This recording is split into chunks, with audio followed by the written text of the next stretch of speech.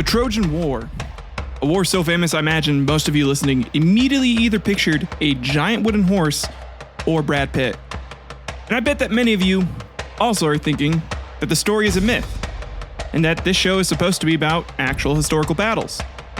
Well, we are here to discuss not only the story, but the evidence that has been found and continues to be found since 1868 that point to the legend of the Trojan War being more than just an epic story created from the mind of Homer and other poets. The Trojan War may have been real, and today on Historical Quarrels, we explore the myth, the legends, and the truth to uncover the historical events of this epic war.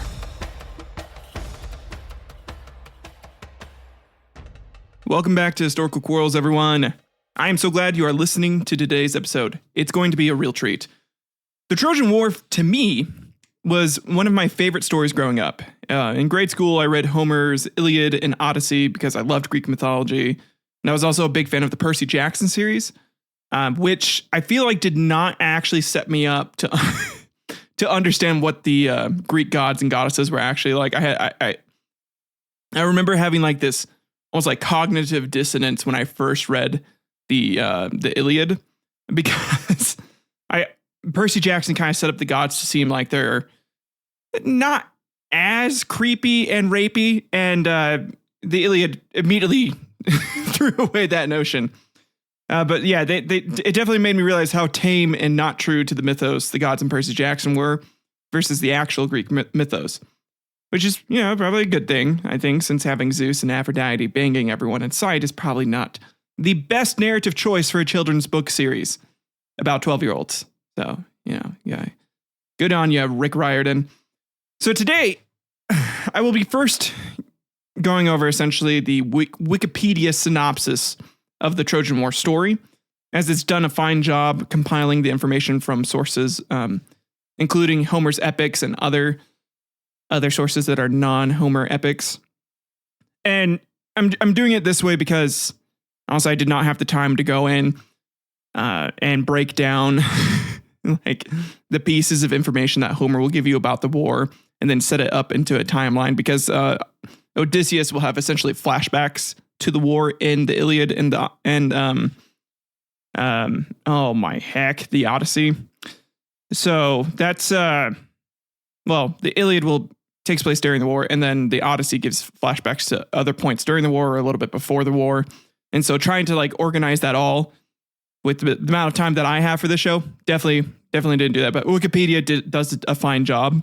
And so I'll be reading from there, and the information is good. I went and checked the sources, and for the most part, it seemed good, and I'm trusting it. So if you have issues with that, I understand. But I'm hopefully going to do this in a little bit more of like a fun way, other than me just like straight reading from the page. I've gone in and tweaked a few things. Anyways, after that, I will go over how this story was received initially as a historical account. Back when this first came out, everyone was like, "Yeah, that's historical fact," and then why it became to be thought of as a myth, and then how a discovery in 1868 began to reassert the story as a historical account that's just very embellished. So get out your wood carving kits and get ready to fool some Trojans in today's historical quarrel. You are listening to Historical Quarrels. Okay. So traditionally, the Trojan War arose from a sequence of events beginning with a quarrel between the goddesses Hera, Athena, and Aphrodite. Eris, the goddess of discord, was not invited to the wedding of Peleus and Thetis, and so arrived bearing a gift, a golden apple, inscribed "For the fairest." I'm certain many of you are familiar with the origins of the Trojan War, and for those of you unfamiliar, for you, this will be kind of fun. This is essentially like the setup to the war. And back in the day, Greeks would always say like a war began because the gods were quarreling over something and caused mortals to go fight for each other, or fight against each other. So they submitted the judgment to a shepherd they encountered tending his flock. Each of the goddesses promised the young man a boon in return for his favor, power, wisdom, or love. The youth, in fact, Paris, the Trojan prince, who had been raised in the countryside, chose love and awarded the apple to Aphrodite. As his reward, Aphrodite caused Helen, the queen of Sparta, and most beautiful of all women, to fall in love with Paris.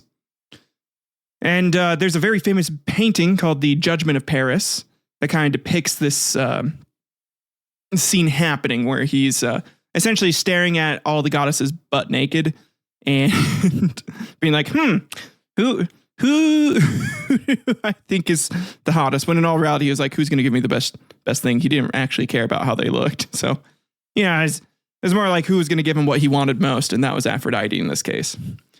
But this judgment earned him the ire of both Hera and Athena.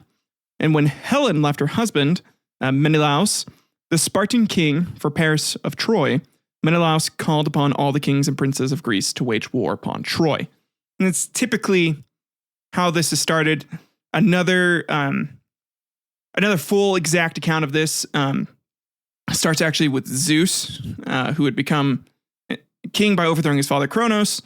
Kronos in turn had overthrown his father Uranus, and Zeus was super afraid that, like how the cycle had already repeated twice with Kronos and then him, it was going to happen again.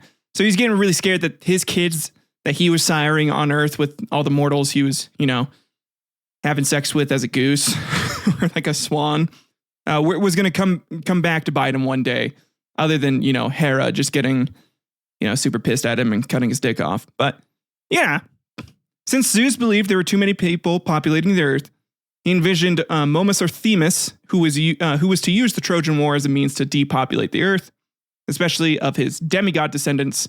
Make sure all them kids are dead, then he doesn't have to worry about it. This origin is supported by the Hesiod's account, who says, "Now all the gods were divided through strife. For at that very time, Zeus, who thunders on high, was meditating marvelous deeds, even to mingle storm and tempest over the boundless earth. And already he was hastening to make an utter end of the race of mortal men, declaring that he would destroy the lives of the demigods, that the children of the gods should not mate with wretched mortals, seeing their fate with their own eyes, but that the blessed gods henceforth, even as aforetime, should have their living, and their habitations apart from men. But on those who were born of immortals and of mankind, verily Zeus laid toil and sorrow upon sorrow." So being a demigod was not a great thing. You're basically, your life was going to be shit. So Zeus came to learn from either Themis or Prometheus after Heracles had been released from him, released him from Caucasus, that like his father Kronos, he would be overthrown by one of his sons. And another prophecy stated that a son of the sea nymph Thetis, with whom Zeus fell in love after gazing upon her in the oceans off the Greek coast, would become greater than his father. Not necessarily ruling, but just, greater. For one or both of these reasons, either upon Zeus's orders or because she wished to please Hera, who had raised her, Thetis was betrothed to an elderly human king, Peleus, son of Aeacus. All of the gods were invited to Peleus' and Thetis' wedding and brought many gifts, except Eris, the goddess of discord, who was stopped at the door by Hermes on Zeus' order, because, Zeus didn't want any shit going down. You don't want discord going down. But because of that, she threw the golden apple, which is kind of what I went over earlier. And it, again, on it was inscribed to the fairest. Hera initially claimed it, and then Athena and Aphrodite as well, and they quarreled bitterly over it, and none of the other gods would venture an opinion favoring one for fear of earning the enmity of the other two. They were like, "Nah, I don't want to get killed, get my shit rocked in. Not a good time." So eventually, Zeus ordered Hermes to lead the three goddesses to Paris. So this is the alternative version of the story. A prince of Troy who, unaware of his ancestry, was being raised as a shepherd on Mount Ida because of a prophecy that he would be the downfall of Troy. So essentially, his father saw that he was going to be the downfall of Troy and was like, get the fuck out of here. So after bathing in the spring of Ida, the goddesses appeared to him naked, either for the sake of winning or at Paris's request. Gonna be like, drop them toga ladies. If you want me to judge you, I'm gonna have to see all of you. And Paris was unable to decide among them, so the goddesses resorted to bribes. Athena offered Paris wisdom, skill in battle, and the abilities of the greatest warriors. Hera offered him political power and control of all of Asia. Yeah, that's a lot. That's a lot of power right there. And Aphrodite offered him the love of the most beautiful woman in the world, Helen of Sparta. And Paris, of course, awarded the apple to Aphrodite. And after several adventures, returned to Troy, where he was recognized by his royal family. Yeah, and definitely wasn't about to start a war that was just going to utterly annihilate his kingdom. So Peleus and Thetis bore a son, whom they named Achilles. Again, connected to the story, going back to the Peleus and Thetis. It was foretold that he would either die of old age after an uneventful life or die young in a battlefield and gain immortality through poetry. Which is the most shit fucking fortune ever. If a fortune teller came up and told that to me, like, you're either going to die young in a war or you're going to live old. I'm like, well, no shit. If I went to war, I'm probably going to end up dying during it at some point. I don't know. That's so that's such like a, well, yeah, no shit. No duh. I would die old if I didn't, go fight. Furthermore, when Achilles was 9 years old, Calchas had prophesied that Troy could not again fall without his help. So again, Achilles is a big part of this. And a number of sources credited Thetis with attempting to make Achilles immortal when he was an infant.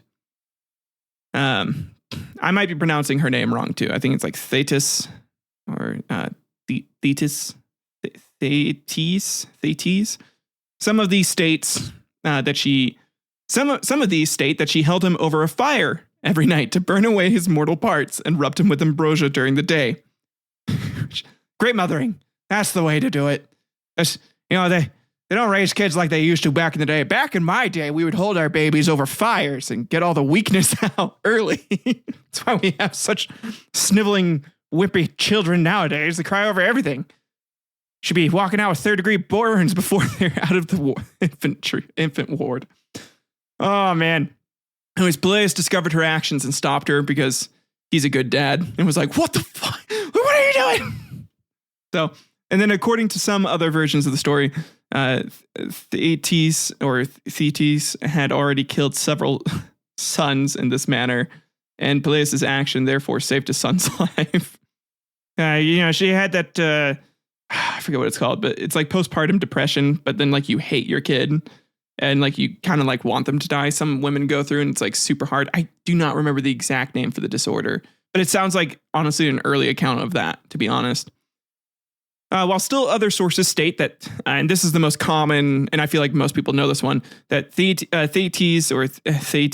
bathed Achilles in the Styx, the river that runs to the underworld, making him invulnerable wherever he was touched by the water. But because she held him by his heel, he was not entirely immersed during the bathing, and thus the heel remained mortal and vulnerable to injury. Hence the expression Achilles' heel for, just like a very specific weakness. Like my Achilles' heel is interrupting myself and trying to make jokes. So, which I'm sorry if people don't like that. But again, I don't want to just read this verbatim. So I hope some of my commentaries making this a little more digestible. If not, comment below. Let me know. If it is, comment below. Let me know that too. Anyways, he grew up to be the greatest of all mortal warriors. After Calchas' prophecy, Thetis had hid Achilles in Skyros at the court of King Lycomedes, where he was disguised as a girl. Got that cross-dressing going on. He apparently was perceived as a very beautiful woman when he was dressed in such fashion. So at a crucial point in the war, she assists her son by providing weapons divinely forged by Hephaestus. And we'll kind of get into that later. But so now jumping back over to the Paris Helen story here. So the most beautiful woman in the world was Helen, one of the daughters of Tyndareus, king of Sparta. Her mother was Leda, who had been either raped or seduced by Zeus in the form of a swan. So, and accounts differ over like if that was rape or if it was just, she was like, oh, dang, I want some swan dick. Went and got some swan dick. So, choose what you want to believe there. Anyways, accounts differ over which of Leda's 4 children, 2 pairs of twins, between the goddesses Hera, Athena, and Aphrodite. Eris, the goddess of discord, was not invited to the wedding of Peleus and Thetis, and so arrived bearing a gift, a golden apple, inscribed for the fairest. I'm certain many of you are familiar with the origins of the Trojan War, and for those of you unfamiliar, for you, this will be kind of fun. This is essentially like the setup to the war, and back in the day, Greeks would always say like a war began because the gods were quarreling over something and caused mortals to go fight for each other, or fight against each other. So they submitted the judgment to a shepherd they encountered tending his flock. Each of the goddesses promised the young man a boon in return for his favor, power, wisdom, or love. The youth, in fact, Paris, the Trojan prince, who had been raised in the countryside, chose love and awarded the apple to Aphrodite. As his reward, Aphrodite caused Helen, the queen of Sparta, and most beautiful of all women, to fall in love with Paris. And there's a very famous painting called The Judgment of Paris that kind of depicts this scene happening where he's essentially staring at all the goddesses butt naked and being like, who I think is the hottest, when in all reality he was like, who's going to give me the best thing? He didn't actually care about how they looked. So it's more like who was going to give him what he wanted most, and that was Aphrodite in this case. But this judgment earned him the ire of both Hera and Athena. And when Helen left her husband, Menelaus, the Spartan king for Paris of Troy, Menelaus called upon all the kings and princes of Greece to wage war upon Troy. And it's typically how this has started. Another full exact account of this starts actually with Zeus, who had become king by overthrowing his father Kronos. Kronos in turn had overthrown his father Uranus, and Zeus was super afraid that, like how the cycle had already repeated twice with Kronos and then him, it was going to happen again. So he's getting really scared that his kids that he was siring on Earth with all the mortals he was, having sex with as a goose or like a swan, was going to come back to bite him one day, other than, Hera just getting, super pissed at him and cutting his dick off. But yeah, since Zeus believed there were too many people populating the Earth, he envisioned Momus or Themis, who was to use the Trojan War as a means to depopulate the Earth, especially of his demigod descendants. Make sure all them kids are dead, then he doesn't have to worry about it. This origin is supported by the Hesiod's account, who says, "Now all the gods were divided through strife. For at that very time, Zeus, who thunders on high, was meditating marvelous deeds, even to mingle storm and tempest over the boundless earth. And already he was hastening to make an utter end of the race of mortal men, declaring that he would destroy the lives of the demigods, that the children of the gods should not mate with wretched mortals, seeing their fate with their own eyes, but that the blessed gods henceforth, even as aforetime, should have their living, and their habitations apart from men. But on those who were born of immortals and of mankind, verily Zeus laid toil and sorrow upon sorrow." So being a demigod was not a great thing. You're basically, your life was going to be shit. So Zeus came to learn from either Themis or Prometheus after Heracles had been released him from Caucasus, that like his father Kronos, he would be overthrown by one of his sons. And another prophecy stated that a son of the sea nymph Thetis, with whom Zeus fell in love after gazing upon her in the oceans off the Greek coast, would become greater than his father. Not necessarily ruling, but just, greater. For one or both of these reasons, either upon Zeus's orders or because she wished to please Hera, who had raised her, Thetis was betrothed to an elderly human king, Peleus, son of Aeacus. All of the gods were invited to Peleus' and Thetis' wedding and brought many gifts, except Eris, the goddess of discord, who was stopped at the door by Hermes on Zeus's order, because, Zeus didn't want any shit going down. You don't want discord going down. But because of that, she threw the golden apple, which is kind of what I went over earlier. And it, again, on it was inscribed to the fairest. Hera initially claimed it, and then Athena and Aphrodite as well. And they quarreled bitterly over it, and none of the other gods would venture an opinion favoring one for fear of earning the enmity of the other two. They were like, nah, I don't want to get killed. Get my shit rocked in. Not a good time. So eventually, Zeus ordered Hermes to lead the three goddesses to Paris. So this is the alternative version of the story. A prince of Troy who, unaware of his ancestry, was being raised as a shepherd on Mount Ida because of a prophecy that he would be the downfall of Troy.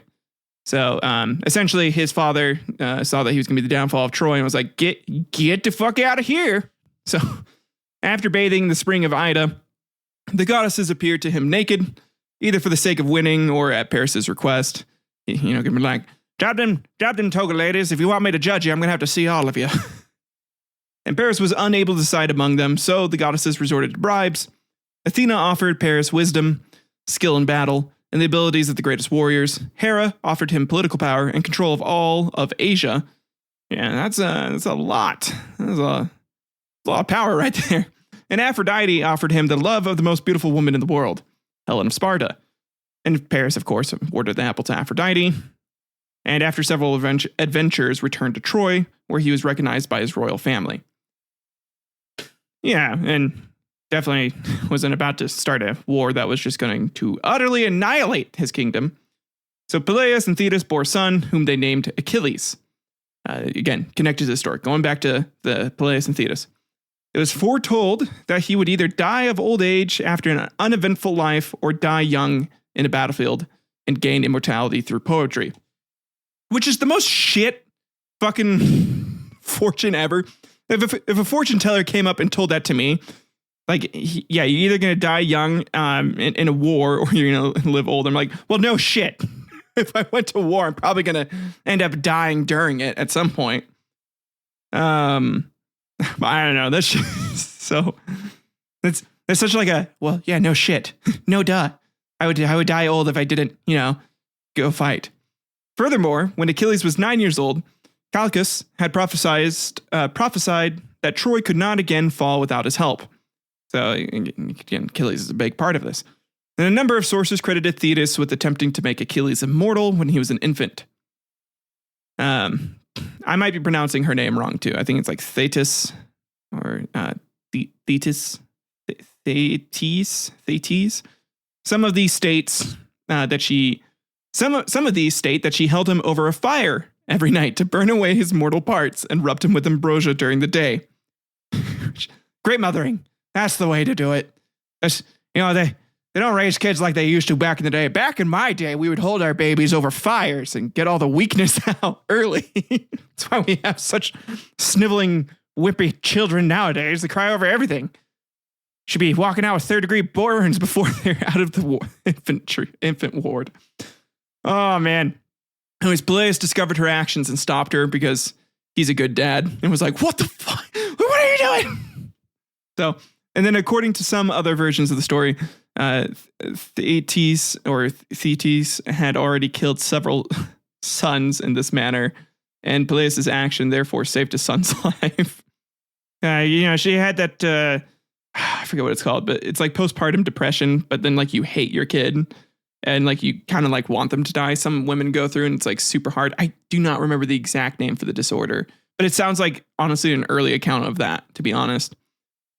While still other sources state that, and this is the most common, and I feel like most people know this one, that Thetis bathed Achilles in the Styx, the river that runs to the underworld, making him invulnerable wherever he was touched by the water. But because she held him by his heel, he was not entirely immersed during the bathing, and thus the heel remained mortal and vulnerable to injury. Hence the expression Achilles' heel for, just like a very specific weakness. Like my Achilles' heel is interrupting myself and trying to make jokes. So, which I'm sorry if people don't like that, but again, I don't want to just read this verbatim. So I hope some of my commentary is making this a little more digestible. If not, comment below. Let me know. If it is, comment below. Let me know that too. Anyways, he grew up to be the greatest of all mortal warriors. After Calchas' prophecy, Thetis had hid Achilles in Skyros at the court of King Lycomedes, where he was disguised as a girl. Got that cross-dressing going on. He apparently was perceived as a very beautiful woman when he was dressed in such fashion. So at a crucial point in the war, she assists her son by providing weapons divinely forged by Hephaestus. And we'll kind of get into that later. But so now jumping back over to the Paris Helen story here. So the most beautiful woman in the world was Helen, one of the daughters of Tyndareus, king of Sparta. Her mother was Leda, who had been either raped or seduced by Zeus in the form of a swan. So and accounts differ over like if that was rape or if it was just, she was like, oh, dang, I want some swan dick. Went got some swan dick. So, yeah, choose what you want to believe there.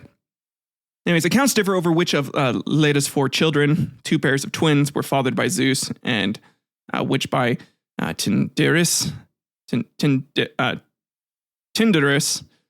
However, Helen is usually credited as Zeus's daughter. And sometimes Nemesis is credited as her mother. Helen had scores of suitors. I'm talking everybody. Everybody wanted to get with her, not just because like her dad was the king of Sparta, but that was definitely a big part of it. She was fucking hot. And so everyone and their dog was trying to get with her, except for a couple people like Agamemnon wasn't like that into her. And also was married at the time, and his brother was like, I'll go for it, but like, either way, I don't care. And then when the Achaeans left for the war, they did not know the way and accidentally landed in Mysia, ruled by King Telephus, son of Heracles, who had led a contingent of Arcadians to settle there. In the battle, Achilles wounded Telephus, who had killed Thersander. And because the wound would not heal, Telephus asked an oracle what will happen to the wound. And the oracle said, nothing really. Like, you're going to die, bitch. No, the oracles responded, he that wounded shall heal. So essentially, Achilles had to heal him. However, the Achaean fleet would then set sail and was scattered by a storm. So Achilles landed in Skyros and married Damia, and a new gathering was set again in Aulis. Telephus went to Aulis and either pretended to be a beggar, asking Agamemnon to help heal his wound, or kidnapped Orestes and held him for ransom, demanding the wound be healed. Achilles refused, claiming to have no medical knowledge. He was like, I can't do, like, what the fuck are you talking about, buddy? I can't heal you. Odysseus reasoned that the spear that had inflicted the wound must be able to heal it, and so pieces of the spear were scraped off and onto the wound. Definitely didn't give him tinnitus. So Telephus was healed. Telephus then showed the Achaeans the route to Troy. A lot of scholars have regarded this part of the story against Telephus and its resolution as a derivative reworking of elements from the main story of the Trojan War. But it also has been seen as fitting the story pattern of the preliminary adventure that anticipates the events and themes from the main narrative, and therefore as likely to be early and integral to the main story. So if you're wondering like why they, went off on this extra adventure, they're essentially doing some side quests and trying to level up. However, Achilles was like already level 20 and was making the DM super mad. And so the DM decided to scatter them and make it a little harder on the other players who needed to catch up to Achilles' level. So 8 years after the storm had scattered them, the fleet of more than 1,000 ships was gathered again. When they had all reached Aulis, the wind ceased. The prophet Calchas stated that the goddess Artemis was punishing Agamemnon for killing either a sacred deer or a deer in a sacred grove that he wasn't supposed to be hunting in, and also boasting that he was a better hunter than she. The only way to appease Artemis, he said, was to sacrifice Iphigenia, who was either the daughter of Agamemnon or Clytemnestra, or of Helen and Theseus, entrusted to Clytemnestra when Helen married Menelaus. And Agamemnon, of course, refused, and the other commanders threatened to make Palamedes commander of the expedition because he was not willing to kill his daughter. However, according to some versions, Agamemnon relented and performed the sacrifice. But others claim that he sacrificed a deer in her place, or that at the last moment, Artemis took pity on the girl and took her to be a maiden in one of her temples, substituting a lamb.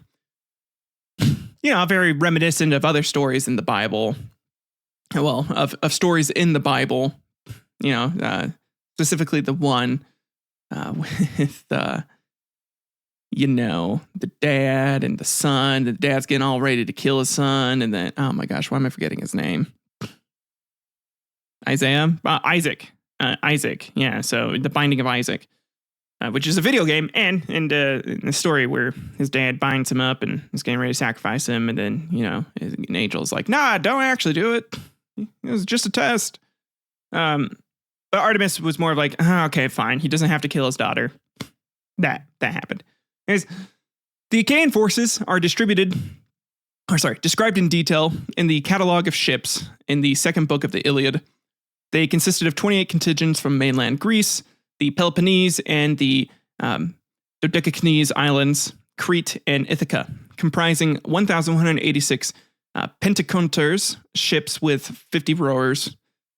Thucydides says that according to the tradition, there were about 1,200 ships. And that is a lot of ships. And this is something that's important later, because a battle of this scale and that many ships would definitely leave a mark on territory as well as the men geographically. So there would be patterns and stuff that we could dig up and find, which we are kind of finding. I'll get into it a little later, but this is kind of interesting. So these accounts, the ships may have been exaggerated and the amount of forces were probably definitely exaggerated. However, very large forces from around that time period do take similar routes geographically to get to supposedly where Troy is, or at least where they think Troy is. And there's also a couple other battles that were very similar with similar geographic routes during that same time period when this supposedly happened, but of different nations. And we'll also get into that too a little bit later. But these numbers led essentially historians and archaeologists to start looking at okay, well, they would have had this impact on this area. Obviously, there would be some evidence left here or here or here. And when they went and looked, they were able to find that because of this, which is cool. Another catalog of ships is given in the Bibliotheca that differs somewhat but agrees in numbers. Some scholars have claimed that Homer's catalog is an original Bronze Age document, possibly the Achaean commander's order of operations. Others believe it was a fabrication of Homer. Yeah, Homer was they had this many dudes.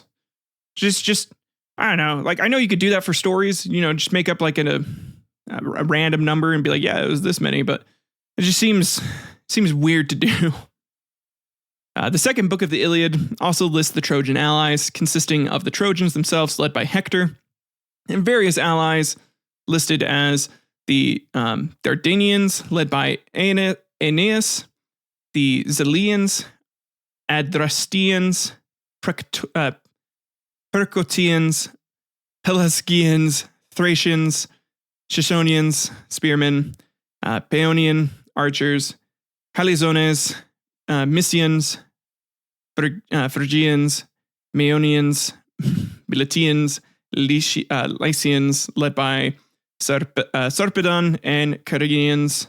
Nothing is said of the Trojan language at all here, so the Carians are specifically said to be barbarian-speaking, and the allied contingents are said to have spoken many languages. So this was almost like a true First World War in a way, or at least a modern, a ancient known world war between the two groups, which is crazy. With just this many people being involved and these all these different tribes and peoples getting involved. Which, again, there is actually evidence of a very similar battle taking place near Egypt and Assyria, again, that we'll get into. where it seems like people of that many different regions all gathered and fought against an invading force from a potentially Greek-influenced area. Again, we'll get into it more. Also, Egypt. Culture. The Trojans and Achaeans in the Iliad share the same religion, same culture, and the enemy heroes speak to each other in the same language.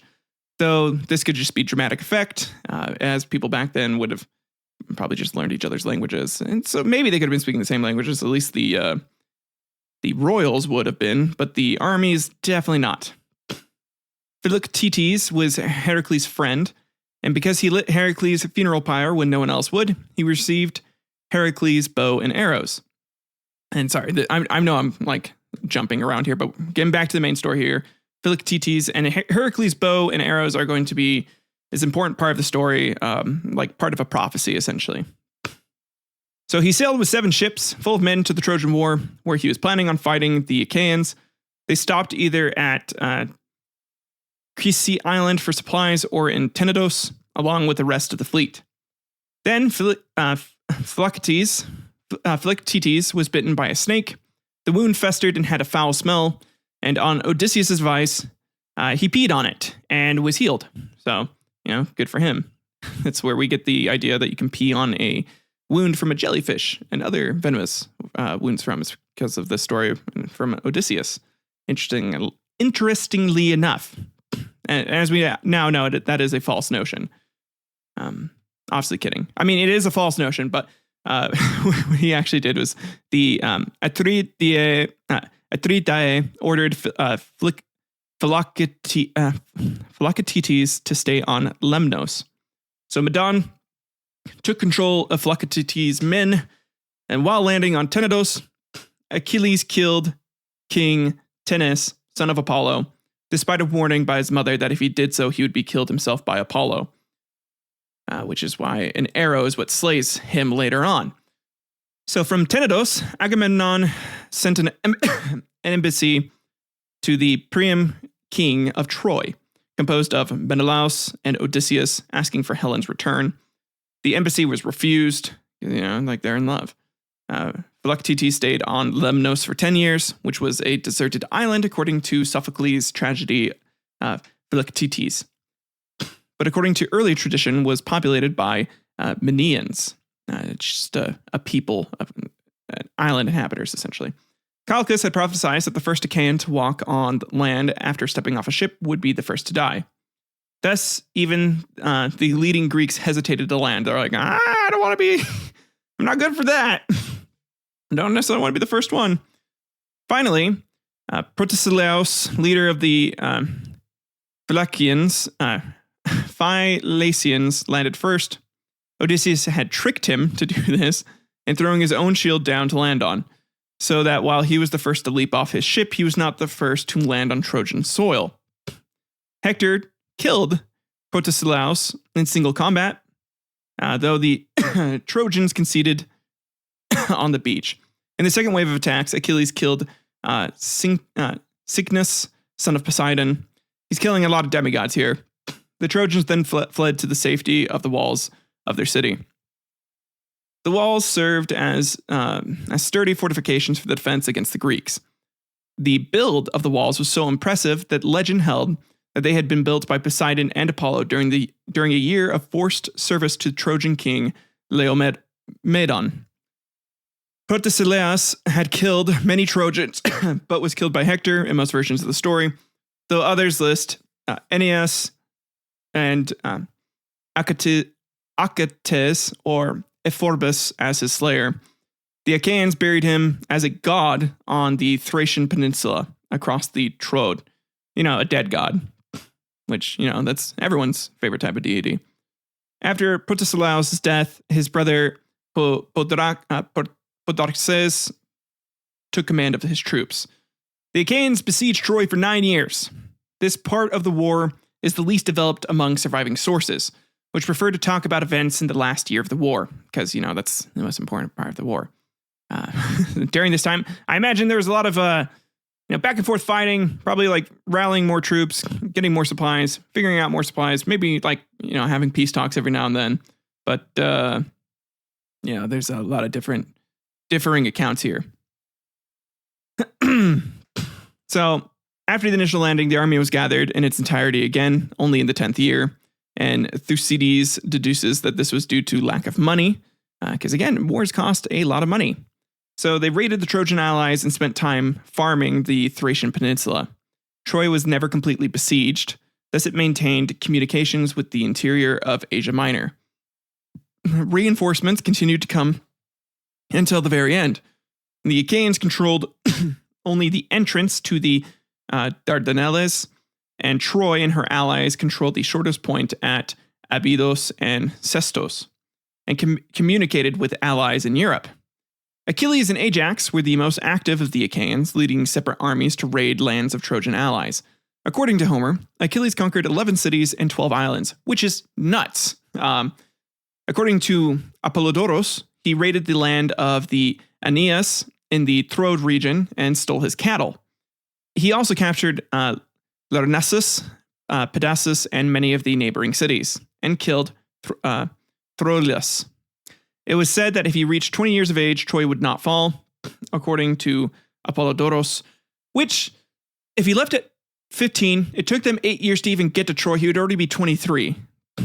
So, a little too late there.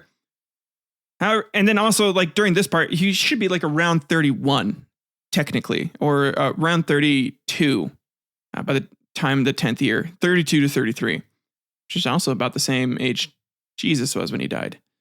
I don't know. Sorry, I don't know why I said that, but that's just kind of like an interesting parallel. Anyways, he also took Lesbos and Phocaea, then Colophon and Smyrna and Calzomene and Cyme, or Kyme, and afterwards Aegialos and Tenos, the so-called 100 cities, then in order Adrimitium and Side, then Endium and Lineum and Colone. He took also the Hippopolachian Thebes and Lyrnesius, and further Antandros and many other cities. Which, I feel like in the story, they should have just been like, he took these 3 cities and a bunch of other ones, instead of like naming off all these specific ones. But I guess that is useful for historians now to be like, okay, so let's go look at these cities and see like what damage was done, see what time period the damage was done, and see if that all kind of lines up. If those cities even existed, that's another important part. And it's still debated if like Achilles and like all of them existed, or and like Odysseus existed, or if they were just like made up by Homer as these band of warriors and this essentially historical fiction tale that he wrote. So, but who knows? Cacrides comments that the list is wrong in that it extends too far into the south. Other sources talk of Achilles taking Pedasus, Monenia, Methymna, and Lesbos, and Pisidice. Among the loot from these cities was Briseis from Lyrnessus, who was awarded to him, and Chryseis from the Hippopolachian Thebes, who was awarded to Agamemnon. Achilles captured Lycaon, son of Priam, while he was cutting branches in his father's orchards. Patroclus sold him as a slave in Lemnos, where he was bought by Eetion of Imbros and brought back to Troy. Only 12 days later, Achilles slew him after the death of Patroclus. Or Patroclus. Again, I have a hard time with these names. It's all Greek names. Sorry if I'm pronouncing it wrong. I'm trying my best. Nice. Ajax, son of Telamon, laid waste the Thracian peninsula, of which Polymestor, a son-in-law of Priam, was king. Polymestor surrendered Polydoros, one of Priam's children, of whom he had custody. He then attacked the town of the Phrygian king, Telelotas, killed him in single combat, and carried off his daughter, Tecmessa. Because, that's what you did back in the day. You kill someone's dad, and then the daughters of that person you killed is, yours to take, clearly. God damn. The past sounds so brutal. So scary sometimes. Ajax also hunted the Trojan flocks, both on Mount Ida and in the countryside. Numerous paintings on pottery have suggested a tale not mentioned in the literary traditions. At some point in the war, Achilles and Ajax were playing a board game called Peteia, which will probably be an episode on ancient tabletops once that starts releasing, hopefully here in 6 months. Get ready for that. Another show that I'm doing. We'll go over the board game. Anyways, they were so absorbed in the game and oblivious to the surrounding battle, the Trojans attack and reach the heroes, who were only saved by an intervention of Athena, which is nuts. It's fucking crazy that. I kind of get it. You can get so engrossed in a board game that you just don't notice a lot of stuff going on. There was that tale of the Chinese emperor who was playing a board game and was like so involved in it he didn't even notice the palace burning down. So it's a similar story there. We also have the death of Palamedes. So Odysseus was sent to Thrace to return with grain, but came back empty-handed. When scorned by Palamedes, Odysseus challenged him to do better. Palamedes set out and returned with a shipload of grain. Odysseus had never forgiven Palamedes for threatening the life of his son. So in revenge, Odysseus conceived a plot where an incriminating letter was forged from Priam to Palamedes, and gold was planted on Palamedes' quarters. The letter and gold were, quote-unquote, discovered, and Agamemnon had Palamedes stoned to death for treason. That's what you get for dicking around with my son, you asshole. I'm gonna frame you. They try to paint Odysseus as a almost like clever. Homer does in the story is this like clever, work smarter, not harder sort of guy. When a lot of the shit he does just comes off as like criminal, like he was like some sort of like rogue. Essentially, if you're playing D&D, he would definitely be a rogue, like maybe like a rogue fighter mix, or like an assassin fight. Oh yeah, he probably would be an assassin fighter, because that's how he kills most people. It's just outsmarting them. So, however, Pausanias, quoting the Cypria, says that Odysseus and Diomedes drowned Palamedes while he was fishing. And Dictys says that Odysseus and Diomedes lured Palamedes into a well, which they said contained gold, then stoned him to death themselves. So lots of differing accounts here. Again, not super important to the story, but it is an interesting part of the story, just because, again, it's these guys that Homer decided to follow for the whole Trojan War and like their stories, and like, again, it's more than likely just historical fiction that Homer wrote, with again, a lot of more fiction than historical fact, but based on a real event with his own people and events going on, stuff to explain like during the time. Palamedes' father, Nauplius, sailed to the Troad and asked for justice, but was refused. In revenge, Nauplius traveled among the Achaean kingdoms and told the wives of the kings that they were bringing Trojan concubines to dethrone them. Many of the Greek wives were persuaded to betray their husbands, most significantly Agamemnon's wife, Clytemnestra, who was seduced by Aegistheus, son of Thyestes. So, she was like, oh, what, he's digging down some Trojans? Well, this guy looks hot. So, and it's going to make Agamemnon real sad. It's going to turn him into a cuck boy. So, near the end of the 9th year, since the landing, the Achaean army, tired from the fighting and from the lack of supplies, mutinied against their leaders and demanded to return to their homes. According to the Cypria, Achilles forced them to stay. And according to Apollodorus, Agamemnon brought the wine growers, daughter of Aeneas, son of Apollo, who had the gift of producing by touch wine, wheat, and oil from the earth, in order to relieve the supply problem of the army. But if he could have done that from the beginning, why didn't he just do that? It's like infinite food and water. Yeah, your troops would have been fine. God damn. So Chrysis, a priest of Apollo and father of Chryseis, came to Agamemnon to ask for the return of his daughter. Agamemnon refused and insulted Chrysis. who prayed to Apollo to avenge his ill treatment. Enraged, Apollo afflicted the Achaean army with plague. So Agamemnon was forced to return to Chryseis to end the plague, and took Achilles' concubine Chryseis as his own. So enraged at the dishonor Agamemnon had inflicted upon him, Achilles decided he would no longer fight. Like, asshole, taking my concubine, you dick.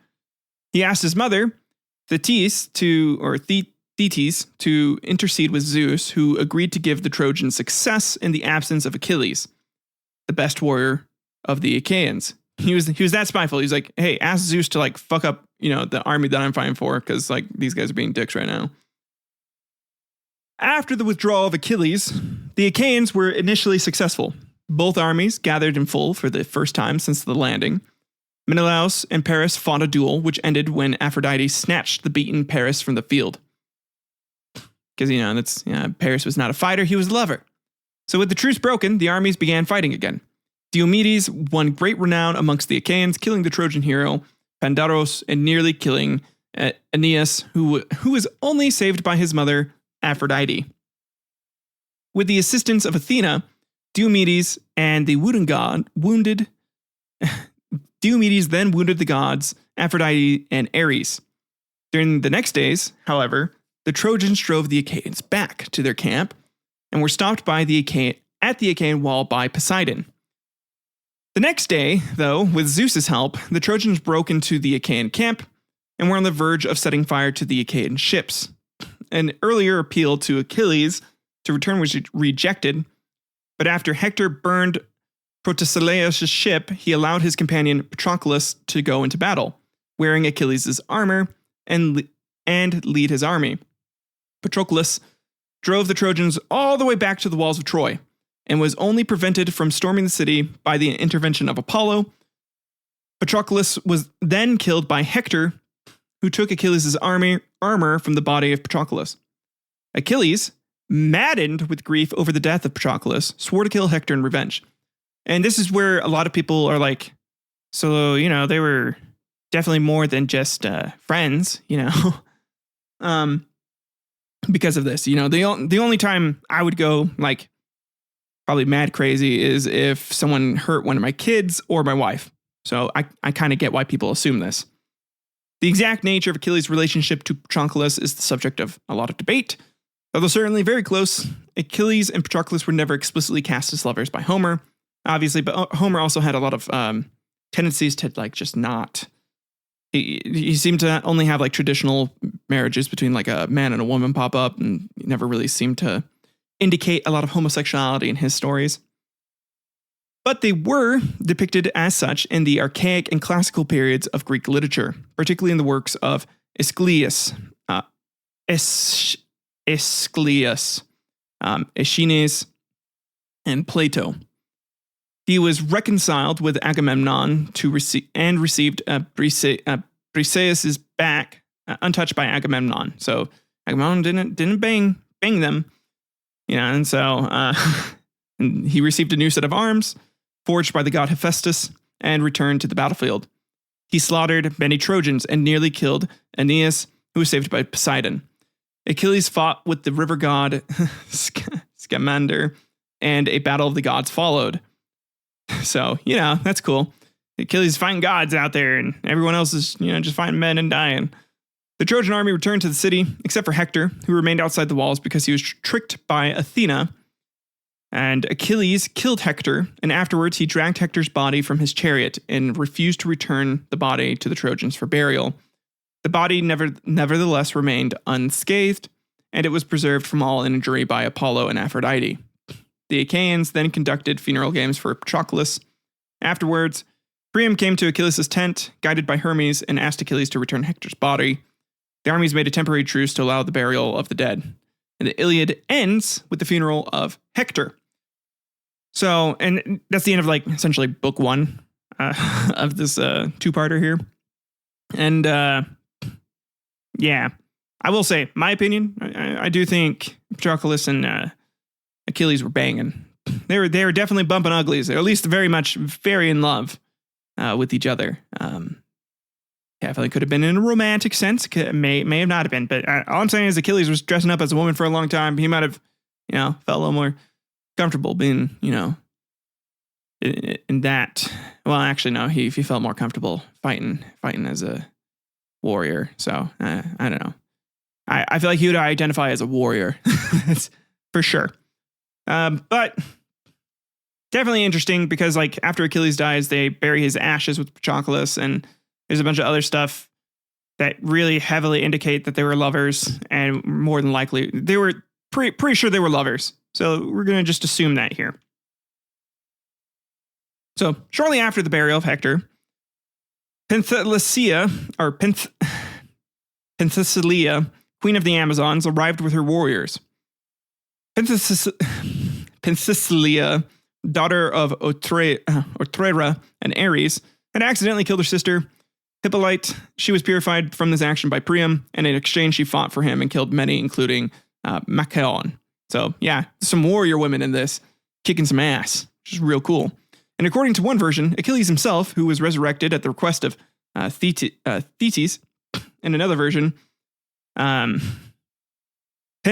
Penthesilea was killed by Achilles, who would later mourn her after her death. Thersites, a simple soldier and the ugliest Achaean, taunted Achilles over his grief and gouged out Penthesilea's eyes. Achilles slew Thersites, and after a dispute sailed to Lesbos, where he was purified for his murder by Odysseus after sacrificing to Apollo, Artemis, and Leto, other gods. This is again after he was supposedly resurrected, which again also kind of follows the story of Jesus, which is interesting, and especially since the Christians would have a lot of Greek influence later. But the Bible was written by, the Old Testament has already been written, so, had no effect there, but the New Testament, definitely not written yet. While they were away, Memnon of Ethiopia, son of Tithonus and Eos, came with his host to help his stepbrother Priam. He did not come directly from Ethiopia, but either from Susa and Persia, conquering all the peoples in between, or from the Caucasus, leading an army of Ethiopians and Indians. Like Achilles, he wore armor made by Hephaestus. In the ensuing battle, Memnon killed Antilochus, who took one of Memnon's bows to save his father Nestor. Achilles and Memnon then fought. So Zeus weighed the fate of the two heroes. The weight containing that of Memnon sank, and he was slain by Achilles. Because Achilles is, he's the main character of the story. This is the guy. Well, not in like the Odyssey, that's Odysseus, but for the war, it's Achilles. And Achilles chased the Trojans to their city, which he entered. The gods, seeing that he had killed too many of their children, decided that it was his time to die. It was time for him to go. He was too OP, a little too strong. He was killed after Paris shot a poisoned arrow that was guided by Apollo, which is where in the movie Troy, you see Paris kind of like shooting him during the sacking of Troy. But in this, actually, Achilles dies before they do the Trojan horse. So, that's important to note. So in another version, he was killed by a knife to the back or heel by Paris while marrying Polysena, daughter of Priam, in the temple of Thymbraean Apollo, the site where he had earlier killed Troilus. Both versions conspicuously deny the killer any sort of valor, saying Achilles remained undefeated on the battlefield. Essentially, like the only way he was able to be killed was, by assassination or by deceit, and so he never actually lost a battle. He was just sneak attacked into oblivion. So his bones were mingled with those of Patroclus, and funeral games were held. Like Ajax, Achilles is represented as living after his death in the island of Leuc at the mouth of the Danube River. A great battle raged around the dead Achilles. Ajax held back the Trojans while Odysseus carried the body away. Odysseus doesn't do a lot of fighting himself. He just kind of plans, organizes, and then, fucks off for the most part. When Achilles' armor was offered to the smartest warrior, the two that had saved his body came forward as competitors. Agamemnon, unwilling to undertake the invidious duty of deciding between the two competitors, referred to the dispute to the decision of the Trojan prisoners, inquiring of them which of the two heroes had done the most harm to the Trojans. Alternatively, the Trojans and Pallas Athena were the judges. In that, following Nestor's advice, spies were sent to the walls to overhear what was said. A girl said that Ajax was braver. So, and this is a quote from the story. For Aias took up and carried out the strife of the hero, Peleus the son, this great Odysseus cared not to do. To this, another replied by Athena's contrivance, Why, what is this you say? A thing against reason and untrue. Even a woman could carry a load once a man had put it on her shoulder. But she could not fight, for she would fail with her fear, and if she should fight. Which is, again, very sexist. Very not true. Yeah, lots of women could definitely still fight. And they're not going to feel, fear. I feel like everyone feels fear, and fear is a healthy thing to do. It's just a matter of if you're going to just let it rule you, or if you're going to rule it. So according to Pindar, the decision was made by secret ballot among the Achaeans. In all story versions, the arms were awarded to Odysseus. Driven mad with grief, Ajax desired to kill his comrades, but Athena caused him to mistake the Achaean warriors the cattle and their herdsmen. In his frenzy, he scourged two rams, believing them to be Agamemnon and Menelaus. In the morning, he came to his senses and killed himself by jumping on the sword that had been given to him by Hector, so that it pierced his armpit, his only vulnerable part.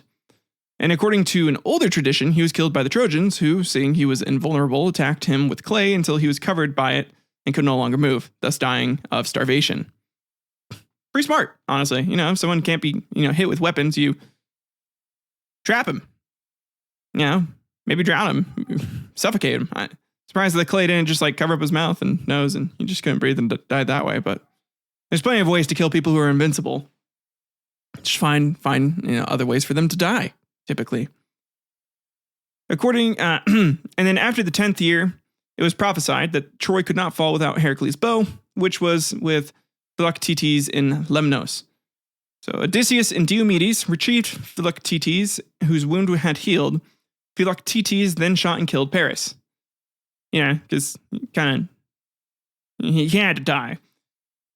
And according to Apollodorus, Paris's brothers Helenus and Dephobus vied over the hand of Helen, and Dephobus prevailed, and Helenus abandoned Troy for Mount Ida, which I don't know. Helenus and Helen, that would have been really confusing. Both would have responded essentially to the first part of their names.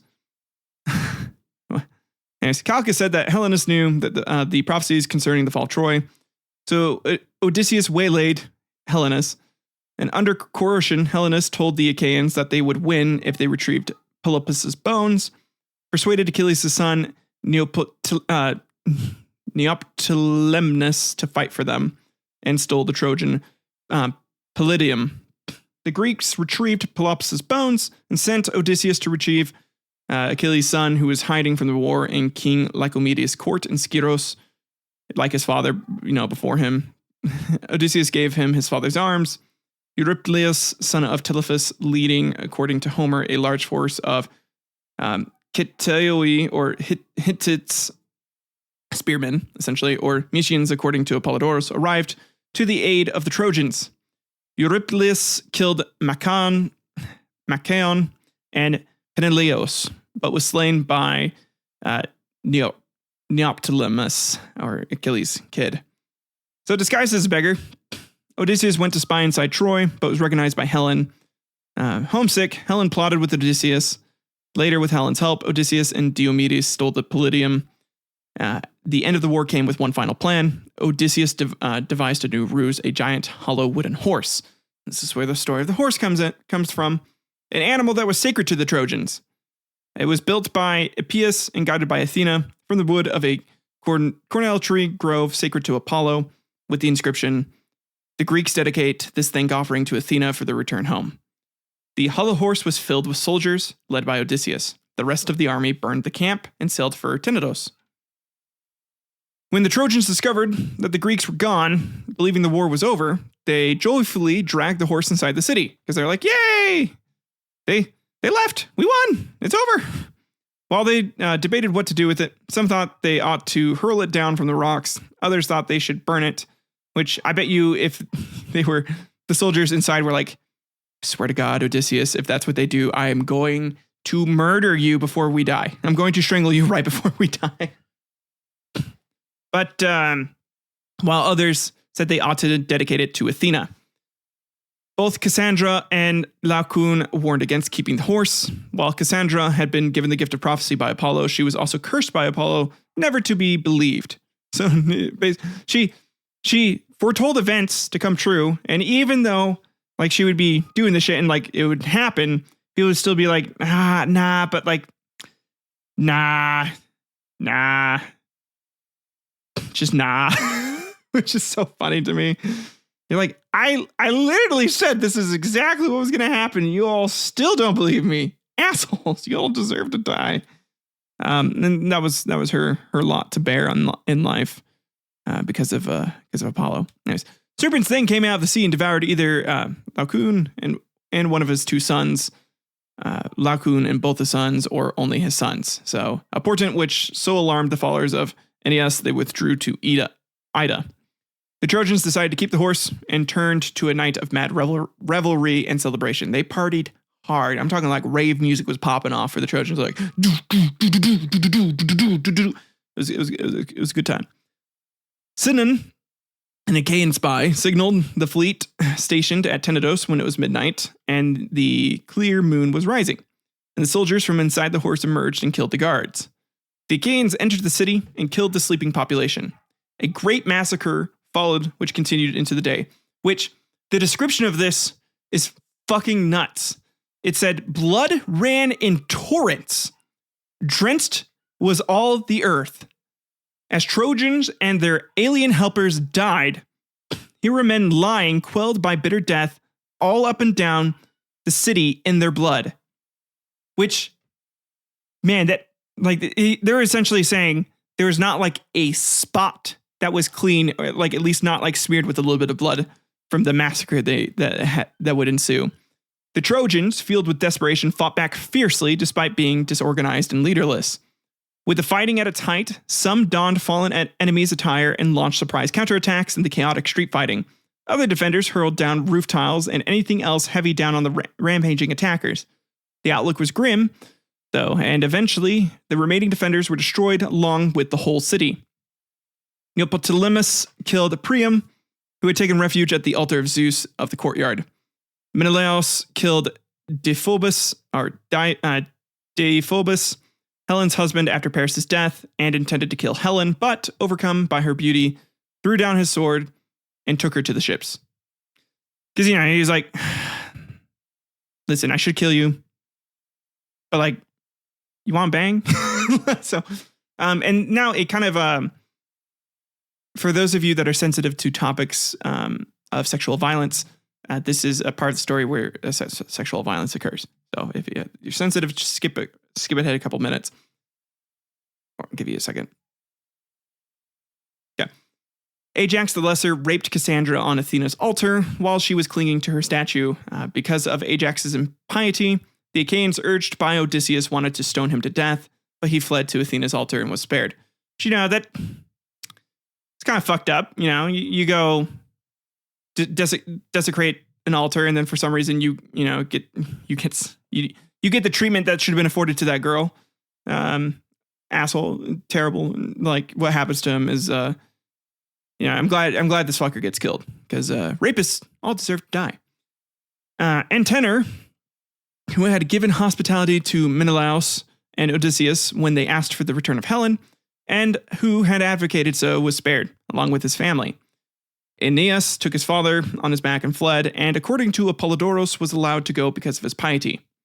The Greeks then burned the city and divided the spoils. Cassandra was awarded to Agamemnon, Neoptolemus, Achilles' son, got Andromache, wife of Hector, and Odysseus was given Hecuba, Priam's wife. again, as concubines. So, which is kind of fucked up because Odysseus would sire a kid with a nymph later in his own story. And his wife, stayed faithful to him the entire time he was out doing all this shit. The Achaeans threw Hector's infant son, Astyanax, down from the walls of Troy, either out of cruelty and hate or to end the royal line and the possibility of a son's revenge. They, by usual tradition, Neoptolemus also sacrificed the Trojan princess Polysena on the grave of Achilles, which is, again, just a bunch of extra embellishment to the story. We're here at the very end of it, by the way, so we're going to start getting into the facts here in a second. It's just this all of this is interesting to me, and I think it's fun, adds a bit to it. It's interesting to note, even though, again, it's not real. It's just, this is interesting. So the gods were very angry over the destruction of their temples and other sacrilegious acts by the Achaeans and decided that most would not return home. They're like, listen, y'all fought this because of us, but because you guys did not treat this shit with respect, we're going to kill you. Okay? So a storm fell on the returning fleet of Tenos Island. Additionally, Nauplius, in revenge for the murder of his son Palamedes, set up false lights in Cape Caphareus, also known today as Cavo de Oro, and Euboea,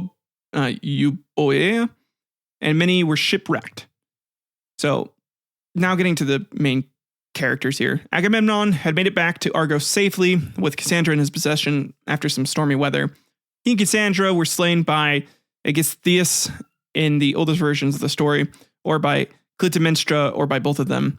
Electra and Orestes later avenged their father, but Orestes was the one who was chased by the Furies.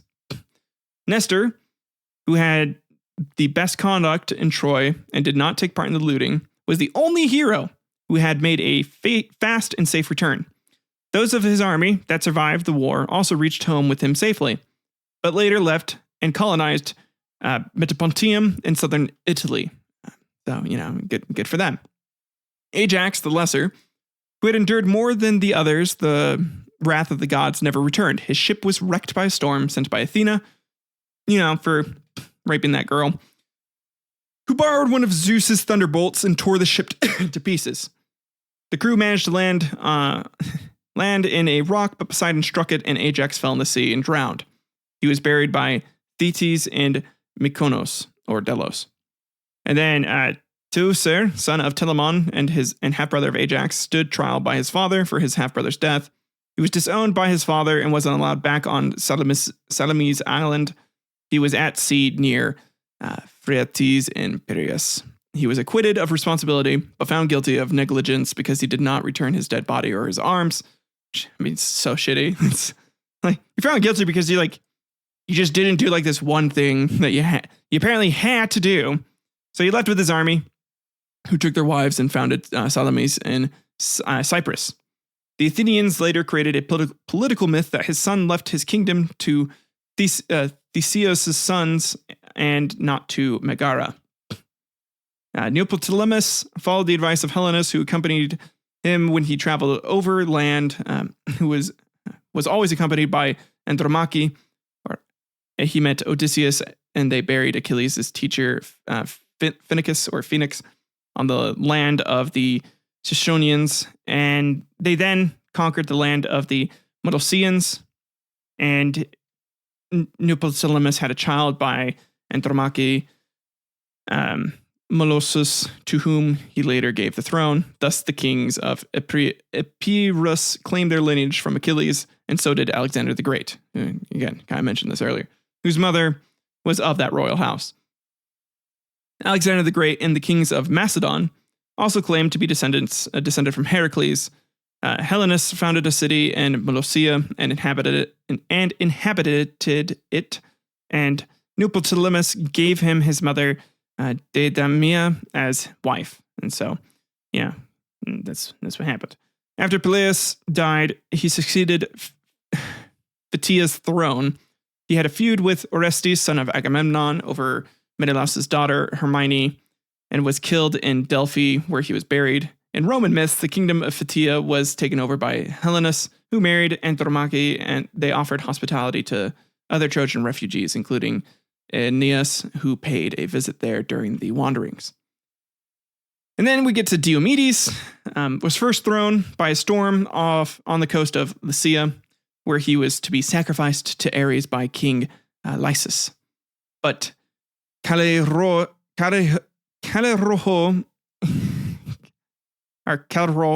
the king's daughter, took pity upon him and assisted him in escaping. He then accidentally landed in Attica, and Phaleron, the Athenians, unaware that they were allies, attacked them, and many were killed, and Demophon took the Palladium. He finally landed in Argos, where he found his wife, Aegialia, committing adultery. Just walked in and on it, essentially. Like many returning from war, unfortunately. This is actually like a really sad, I wouldn't say like many, but there are quite a few stories of, soldiers returning home, finding their wives banging the neighbor, essentially. So in disgust, he left for Italia. According to later traditions, he had some adventures and founded Canossium and Agrippa in southern Italy. And then Philoctetes, due to a sedition, was driven from his city and emigrated to Italy, where he founded the cities of Petilia, Old Crimissa, and Cone, between Croton and Thurii. So, after making war on the Lucanians, he founded their sanctuary of Apollo the Wanderer, to whom also he dedicated his bow. And then, according to Homer, Idomeneus reached his house safe and sound. Another tradition later formed. After the war, Idomeneus' ship hit a horrible storm, and he promised Poseidon that he would sacrifice the first living thing he saw when he returned home if Poseidon would save his ship and crew. The first living thing he saw was his son, whom Idomeneus duly sacrificed. Shit, man. The gods were angry at his murder of his own son, and they sent a plague decree.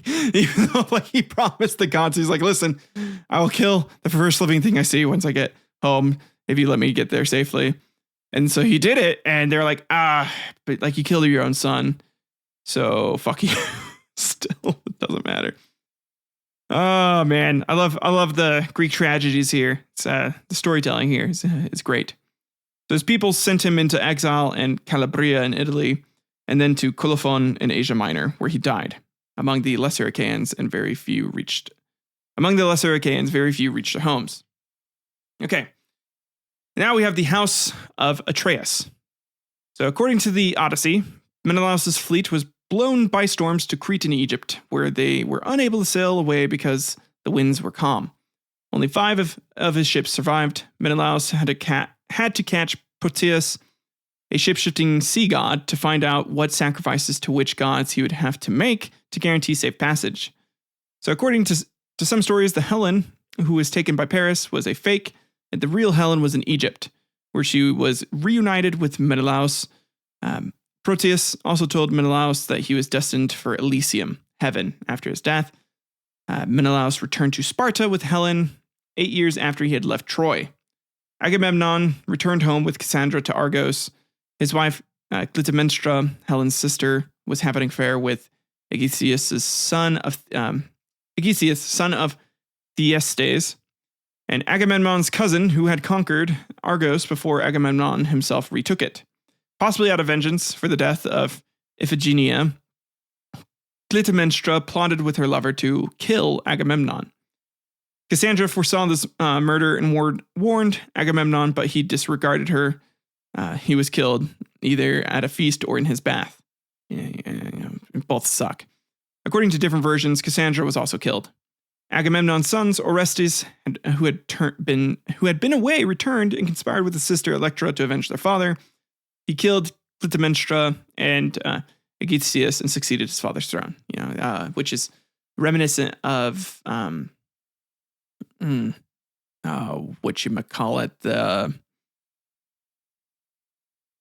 not Macbeth, the Shakespeare story. Oh my gosh, why am I forgetting the name? My brain's fried. Yeah, it's fine. My brain's fried. But the story where his uncle killed his dad, it's the one the Lion King's based off of. Oh, dude. Why? I know this was in the play. Oh, my heck. Whatever. Odysseus' 10-year journey home to Ithaca was told in Homer's Odyssey. So Odysseus and his men were blown far, of course, to lands unknown to the Achaeans. There, he had a bunch of adventures, including encounter with the Cyclops and audience with the seer Tiresias and Hades. So he went all over the place, had a lot of fun, did a lot of stuff. Ended up living and banging Calypso for a while because that's what you do. Had a kid, then left home, went home, found out his wife had been faithful to him the entire time. But Penelope tested Odysseus with this unstrung recurve bow to ensure it was him. And so the next day, the suitors' relatives tried to take revenge on Odysseus for coming back home and essentially, not letting them sleep with his wife. But Athena stopped them from the suitors of Penelope killing him. Interesting, and this is kind of unimportant. And I know this is additional fact information, but the story still actually continues after the Odyssey in the Telegony, where Odysseus starts off with the burial of the dead suitors and continues until Telegonus, son of Odysseus and Circe. He didn't bang Calypso, he banged Circe on the island. And this guy, his son comes over and kills him, and is really sad about it. So, and then Telegonus would marry Penelope, so his dad's wife. Then, and Telemachus married Circe. So, okay, we made it to the end of the story. That was totally 100% true. And nothing was embellished at all, and Achilles' mom was completely rational for holding her infant over a fire to burn off his imperfections. Very healthy, normal way to do, feel as a parent. Something you want to do. Well, either burning him or trying to drown him in either story. Obviously kidding. So let's go ahead and ask the question to what happened to the story over time and how it has been received. All right, so let's go over the story over time. So initially, the Trojan War was thought to have been dated around 800 BC by Homer, by Herodotus, which would have been around 400 years before he was born. However, a mathematician would later date the war to have happened around 1184 to 1183 BC, is when it initially took place. This gets debated quite a bit, and according to the BBC, over time, there's this article on the BBC called "Did the Trojan War Actually Happen?" They have some good sources listed here. Essentially, over time, this myth would be brought up by the Romans. The Romans heavily believed in it. It was a big part of their kind of origin story and how their empire was founded, or how they were all related to these different gods and deities, and why all these settlements came to be, essentially. So it isn't surprising, and this is in the article, they say it isn't surprising that people have been convinced of the reality of the Trojan War, because of the grim realities of the battle are described very unflinchingly in the Iliad, that it is hard to believe that they were not based on observation. There's a part in there where a soldier dies by the water and eels and fish just eat him and tear him to shreds. There's a description of Achilles' spears when he spears Hector at the gullet, and they talk about that's how a man is killed the most quickly. And then Troy as well in the book is portrayed in a vivid color, in such a fashion that you can't help but just imagine it while you're reading the book. So it was. And here in the article, they say, it was in fact the prospect of rediscovering Homer's Troy that led the rich Prussian businessman Heinrich Schliemann to travel to what is now Turkey in the late 19th century. Told of a possible location for the city at Hisarlik on the west coast of modern Turkey, Schliemann began to dig and uncovered a large number of ancient treasures, many of which are now displayed at the British Museum. Although he initially attributed many findings to to the late Bronze Age, the period in which Homer set the Trojan War, when they were in fact centuries older. He had excavated the correct excavated the correct location. Most historians now agree that ancient Troy was to be found at Hisarlik, and Troy was real. So this happened around 1869. Or 1868. Evidence of fire and the discovery of a small number of arrowheads in the archaeological layer of Hisarlik that corresponds in date to the period of Homer's Trojan War may even hint at warfare. There are also surviving inscriptions made by the Hittites, an ancient people based in central Turkey, describing a dispute over Troy, which they knew as Wulusa. None of this constitutes as proof of a Trojan War, but for those who believe there was a conflict, these clues are a welcome. It continues, a historic Trojan War would have been quite different from one that dominates Homer's epic. It is hard to imagine a war taking place on quite the scale the poet described, and lasting as long as 10 years when the citadel was fairly compact. As archaeologists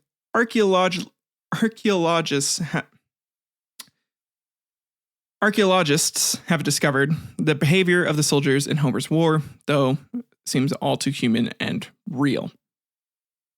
So, there you have it, for at least this part of history, right?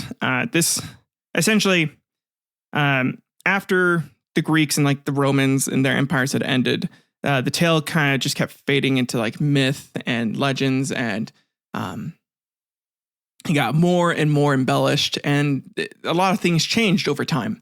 The story that we have now of like what happened is definitely like, I mean, there's no god, like we know that there's no Greek gods and Greek goddesses. At least we're pretty sure there's no Greek gods and goddesses. There's always that like 0.0001% chance something crazy like that happened. You know, some crazy shit. But I'm not in that camp of conspiracy theorists that they're like, you know, yeah, the gods are real and they were actually aliens that, like, you know, guided mankind. I'm like, no, I don't think that at all. I think that's just, you know, people are trying to explain like why these dudes had these thoughts or like these inspirations come to them at times, and they attribute it to supernatural forces, and those forces were described in the personages of the gods, and that's what happened here. So. The Greeks found it in the legacy of the Trojan War, an explanation for the bloody and inferior world in which they lived. Achilles and Odysseus had inhabited an age of heroes. Their age had now died, leaving behind it all the bloodthirstiness, but none of the heroism or martial excellence of the Trojan War. So even the immediate aftermath of the war was full of violence. In a play inspired by Homer and translated by Louis Macnaeus, the Greek tragedian Aeschylus described after the war Clytemnestra murdering her husband, who I kind of went over already, who carelessly, as if it were a head of a sheep, out of the abundance of his fleecy flock, sacrificed his own daughter, Iphigenia, to appease a goddess so that he might have a fair wind for his voyage to Troy. So, regardless of how connected it is to fact, the Trojan War myth had a lasting impact on the Greeks and on us, and has continued to have a massive impact as scholars have found more and more evidence of this actually taking place. So, after Heinrich, in November 2001, geologist John C. Kraft and classicist John V. Luce presented the results of investigations into the geology of the region that had started in 1977. The geologists compared the present geology with the landscapes and coastal features described in the Iliad and other classical sources, notably Strabo's Geographica. Their conclusion was that there is regularly a consistency between the location of Troy, as identified by Schliemann, and other locations such as the Greek camp. The geological evidence and descriptions of the topography and accounts of the battle in the Iliad, although, of course, this could be a coincidence. It could be a complete coincidence, but there's a lot of consistencies for what was described. And again, a lot of the story could have just been, you know, Homer could have traveled and looked at shit and been like, yeah, you know, that's right here. This is where they fought, you know, travel the world and then write in his book. and basing off of like, of where he was at. So since the 20th century, scholars have attempted to draw conclusions based on the Hittite and Egyptian texts that date the time of the Trojan War. While they give a general description of the political situation in the region at the time, their information on whether this particular conflict took place is limited. Andrew Dalby notes that while the Trojan War most likely did take place in some form and is therefore grounded in history, its true nature is unknown. So currently, the idea is this is a war that actually happened. We also have the Tawagalawa letter, which is a fragmentary Hittite text from the mid-13th century BC. It's notable for providing a window into relations between Hittites and Greeks during the late Bronze Age. They mention a kingdom of Ahiawa, Akeo, or Greece that lies beyond the sea. That would be the Aegean and controls Miliwanda, which is identified with Miletus. Also mentioned in this and other letters is the Aswa Confederation, made of 22 cities and countries, which included the city of Wilusa, or Ilios, or Ilium. The Miliwata letter implies the city lies on the north of the Aswa Confederation, beyond the Seha River, while the identification of Wilusa with Ilium, that is Troy, is always controversial. In the 1990s, it gained majority acceptance. In the Alexandru Treaty, which was dated to be around 1280 BC, the king of the city is named Alexandru, and Paris's name in the Iliad, among other works, is Alexander. So, this is, again, giving a lot more evidence towards this being very possibly real.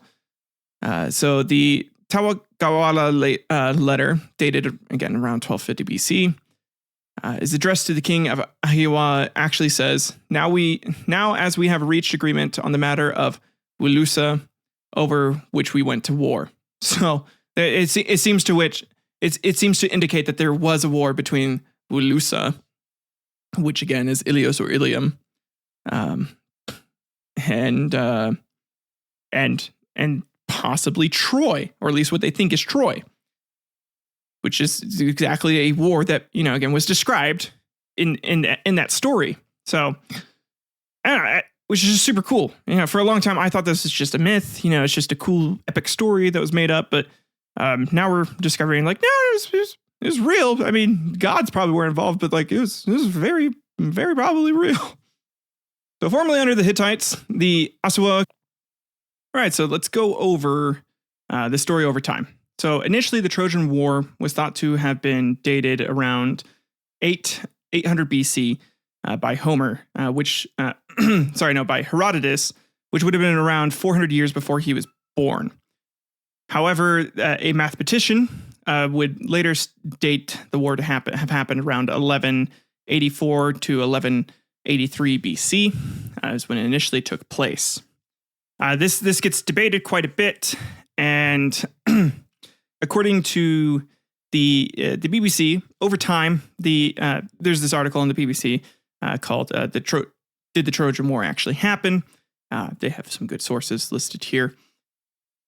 Essentially, over time, this myth would be brought up by the Romans. The Romans like heavily believed in it. It was like a big part of like their kind of origin story and how like their empire was founded, or like how they were all related to these different gods and deities, and why all these settlements came to be, essentially. So it isn't surprising, and this is in the article. They say it isn't surprising that people have been convinced of the reality of the Trojan War, because of the grim realities of the battle are described very unflinchingly in the Iliad. That it is hard to believe that they were not based on observation. Like there's a part in there where a soldier dies by the water, and eels and fish just like eat him and like tear him to shreds. There's a description of Achilles' spears when he spears Hector at the gullet, and they talk about that's how a man is killed the most quickly. And then Troy as well in the book is portrayed in a vivid color, in such a fashion that you can't help but just imagine it while you're reading the book. So it was, and here in the article, they say, it was in fact the prospect of rediscovering Homer's Troy that led the rich Prussian businessman Heinrich Schliemann to travel to what is now Turkey in the late 19th century. Told of a possible location for the city at Hisarlik on the west coast of modern Turkey, Schliemann began to dig and uncovered a large number of ancient treasures, many of which are now displayed at the British Museum. Although he initially attributed many findings to the late Bronze Age, the period in which Homer set the Trojan War, when they were in fact centuries older. He had excavated the correct location. Most historians now agree that ancient Troy was to be found at Hisarlik, and Troy was real. So this happened around 1869. Or 1868. Evidence of fire and the discovery of a small number of arrowheads in the archaeological layer of Hisarlik that corresponds in date to the period of Homer's Trojan War may even hint at warfare. There are also surviving inscriptions made by the Hittites, an ancient people based in central Turkey, describing a dispute over Troy, which they knew as Ulusa. None of this constitutes as proof of a Trojan War, but for those who believe there was a conflict, these clues are a welcome.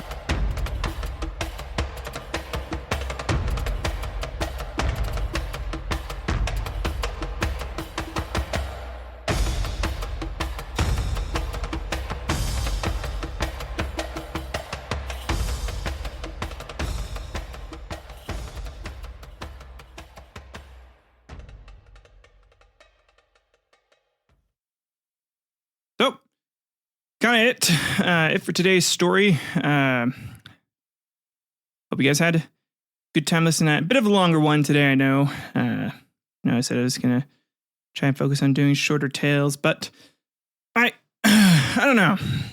I'll probably be mixing it up with some being longer, some just being shorter episodes as I explore this podcasting journey, having a lot of fun. I definitely had like a crazy week this past week. And sorry. For those of you who aren't used to the show and are new here, if you liked what you heard, please like and subscribe. Leave a review if you're listening to it on other platforms other than YouTube. Let people know what you thought of the show. And if you didn't like it, you can let me know that too. That's more than fine. It's good to know. It's good to keep trying to improve and do better. So, but this part of the show, typically I kind of give my thoughts on the subject. But I feel like I already kind of did that. So, and then I usually go into channel updates, essentially. It's kind of just like hangout time where I talk about life, talk about other things, which I understand if you're not interested in it. But I mean, if you are, that's more than fine, too. I do it partly for me, partly for those who care. And for those who don't care, they'll be leaving right now. So, thank you for listening to the whole episode, basically. If you're going to be, tuning off, but I'm going to be talking about life. Anyways, these past couple weeks have been a little crazy for me. We got a puppy, which he's been having fun adjusting to life here. It's been good. He's a bit of a troublemaker. He likes to chew up things, He's a little coonhound, blue tick mixed with the other coonhound variety. So it's funny. He's essentially a purebred coonhound, but he has both the blue tick and the red bone variety in him, apparently. So due to that, having a new puppy can be tough, especially with potty and crate training. So potty training's been a little difficult. So far he's starting to get it. He's starting to freak out. Nope, never mind. Sorry. Maybe. Okay. But anyways, potty training's been a little difficult. So I've had to kind of like stay up, just kind of downstairs by his crate And so as soon as he whines, I just take him out to go potty, and then getting him used to his crate and his like the little kennel so that he can sleep in there and feel safe and comfortable has been a little tricky too. So a lot of late nights. I essentially went like 3 days without sleep, and I started getting like super fucking manic and paranoid about everything. It was really weird. Man, I did some stuff while I was paranoid that I'm like, why did I didn't even need to like, man, there's this podcast I listened to, and one of their producers left, and a friend of mine is friends with like the host. So let me know that like the producer was leaving. And was like, I'd asked if like they had replaced him, and like, no, like maybe you should apply. And then I did. And then in my state of paranoia while I was sleep deprived, after like they told me no, but like they weren't hiring for that spot, and they didn't really need that position filled right then and there. And then they announced that the guy was leaving later. And in my paranoia, I started thinking like, I was like, oh, dude, wait, no, what if they thought that like I was essentially just like using that friend to like try and get like a job, and like I was just like jumping like shark jumping and like going for blood as soon as like something opened up, and like what if they think like I'm an asshole for that, and like that's all I want, and they're gonna, oh my god, like, and then like this and this and this, and like I started getting like way into depth about it, and so I typed up this email apologizing for applying for the position essentially. And sent it, and oh man, I way over explained that email. I was like reading it, I was like, oh my god, I was so paranoid, and I hadn't gotten sleep, and so my mind was like, making up all these conspiracies essentially, and it was so embarrassing, super embarrassing. So if like I'm blushing right now because of it. So if by the grace of God, if they're somehow listening to this, I am so sorry. You probably didn't need to get that email. I probably didn't assume the things that I like brought up in there I was apologizing for.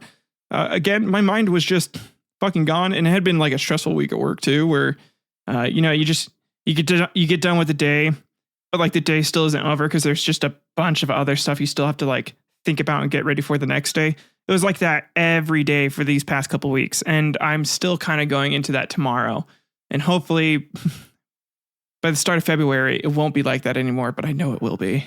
It's just my job. So I had that.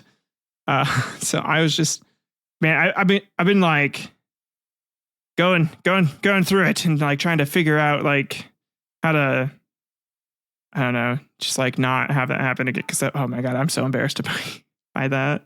Like it's like, why would they assume that like I was coming from that bad of a place? I don't know. I don't, now that I'm thinking about it, it's like, I didn't give them like any actual reason to think that. So yeah, my mind on like 1 hour of sleep after 3 days is not a great place to be, I have discovered. Besides that, I'm still working on Ancient Tabletops. That show is going to be much more produced. It's going to be more of like a YouTube show. I don't think I might release some episodes as like a podcast because the audio version will be, still semi-interesting to listen to, but it's definitely going to be a bit more of a visual medium. So if you want to, I guess like see any early footage of that or early clips, I'll probably be uploading some to Patreon here in like a couple months after the scripts are finished for the first 10 or so episodes. So I'm going to write out the first 10 or so episodes and then start shooting them one by one and getting them ready to edit. And then I'm going to probably just have the show be something I do monthly. So because of how long it's going to take to produce and make, and then like with this show already taking up quite a bit of my time, doing that with a full-time job is just kind of going to be difficult to manage. So I feel like if I got 10 episodes ready, had about 10 months essentially worth of content for it. And again, very heavily edited. Like I've been essentially learning how to edit video very well on the editor that I use. And so I'm trying to do that a bit better, get the production quality up for the show. Also, the scripts, and it's going to be like a short, again, like 5 to 10 minute episode per board game, and like the setup that I'm going to have for it. And I know it's going to be super niche. I don't care. I want it to be niche. I want it because like I love board games and I love history. So, but yeah, so if you want like early updates to that, and you want to check out some of that stuff, go to the Patreon. But like I said, I probably won't be doing that for at least a few months. I might kind of like release some like early scripts and like ideas for the episodes there, just for you guys to read. If anyone does ever subscribe to the Patreon. So like that's what I'll be doing. There's a free tier as well, which I think I'll just put some like, again, the scripts and stuff out as like free tier content. And then anything I record and shoot as like early access stuff that will be paid for subscriptions. So, and again, the best way to help support the show and grow the show is through that or by sharing. Cause like, I don't know. I mean, obviously with more time and like if the show started making money, then I could put more time and effort into it, produce it a little bit heavier. I am upgrading my first piece of external equipment, which will be the video here soon. So I should be getting a new webcam by Friday. And then I'm looking at getting my Rodecaster set up so that way the live audio is better and the production quality is better. So hopefully I can get that all done here relatively soon. But I need to get the Rodecaster first. So I'm looking into that and trying to figure out which one to get. Or just really any soundboard that's decent with decent pricing, because I don't want to have to drop like $1,000 or $2,000 on equipment right now. Though I do love this. It's just fun. I don't know. I have a lot of fun doing this, making this, being able to express myself in this way through these mediums is a lot of fun and something I enjoy doing. So it's, I don't know. It's, I found that this is something I like doing. So, and I'm glad there's some people that like to listen to me talk. I appreciate you all. That's kind of it for today, man. Again, I'm still kind of embarrassed by like how paranoid I had gotten this past week. So, to those of you that paranoia impacted, because again, there's not that many people listening to this, but for some reason, if those people are listening, I am so sorry. Like that was, I was in a very paranoid, manic state from the sleep deprivation, and definitely just like acted and didn't like think about certain things, and like I didn't think rationally about certain things. I just like immediately was like, yeah, no, I'm totally right about this, and so like this and this and this is obviously also happening. So, it's embarrassing for me. I'm gonna take that as like a lesson learned. I know for the viewers, is like other people that are listening to this, they're probably like, what the fuck are you talking about, Tyler? I don't know right now. I'm still a little tired. I know what I'm talking about. I did something kind of embarrassing, and it was tough. It was tough after waking up this morning and just being like, oh my God, a full night's sleep is what I needed. Oh my God. Oh, what did I do? So that sort of thing. But yeah, I love you guys. You have a good one. And I don't know, enjoy the rest of your week. Bye.